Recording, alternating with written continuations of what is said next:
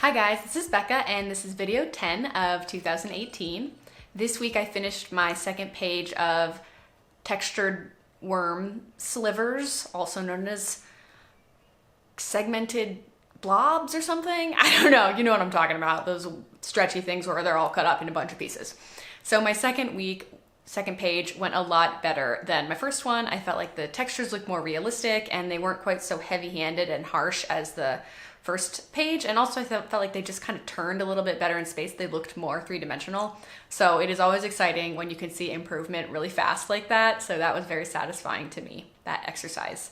The next exercise in lesson 2 for DrawABox is the intersecting shape exercise. So that would be drawing spheres and cones and cubes and cylinders intersecting in space. And I don't know how to draw cylinders, so I had to start the 250 cylinder challenge, which is essentially exactly the same as the 250 box challenge, except somehow more infuriating, if that is even possible.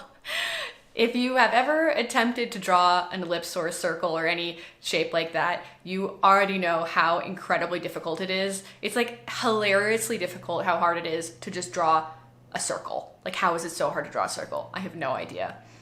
The funny thing is, with DrawABox, they have you draw in a fluid motion versus the alternative being kind of the connect the dots thing where you have 4 dots and you draw from one to the next, one to the next, one to the next. Obviously, if you're doing it in a fluid motion, it's gonna have a smoother look and it's also way, way faster. The downside would be that it's very, very challenging to get something that fits in the right shape, and that is kind of what you are envisioning in your brain before you draw it. So anyway, the funny thing is, the harder you try on these, like the more I focus and the more I'm like really trying to visualize what it's supposed to look like, the worse it is every time. So I'm trying to be kind of zen and chill and like relax and just get a nice fluid motion, even if it goes outside of the lines and even if it doesn't look like how I'm imagining it's gonna look. That being said, I'm not the most zen person, so I will admit that there were a few instances where I kind of rage scribbled when things weren't going right. I'm not proud. I'm not proud of this, but I will say at the time it felt kind of good. Sometimes a little rage scribble is just, that's all you need to get back on track. So, not the easiest thing.